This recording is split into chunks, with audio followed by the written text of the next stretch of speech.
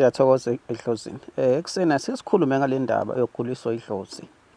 Nayibona loo nto ngoba sizingane zedlozi siye sidideke kakhulu. Sigcina sesilungisa into e-wrong sitshela ukuthi lento esiyilungisayo kanti cha. Kuvela into wena uyicabange ukuthi lento. Angithi umuntu onga-understand atshela ukuthi lokhu kanti no wena uguliswa idlozi.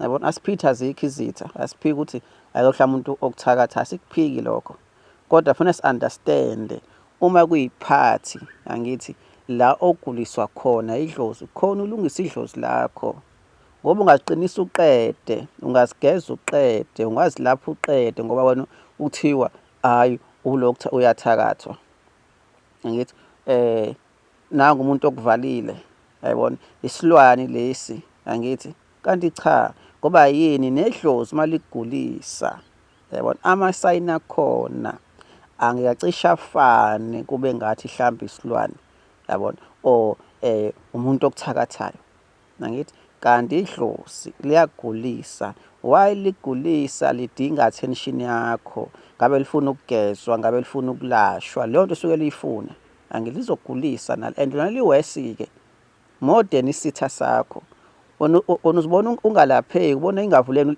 lento ethi uyifasiyo kanti cha wena ubheka iside eli-wrong utshela iside eli-wrong wena uguliswa mhlawumbe idlozi lakho uvalwe idlozi lakho lethi uyilwane idlozi lakho elingcolile elivela ezilwane sofuna sikwazi ukuhlukanisa sibone ukuthi okay lokhu no idlozi leli okay la umuntu la uma leyo phathi usahluleka uyihlukanisa kuzoba nzima kakhulu uzolungisa into e-wrong efana ngabe ulungisa le iphela kanjalo ke imali osinye isikhathi ngiyabonga kakhulu.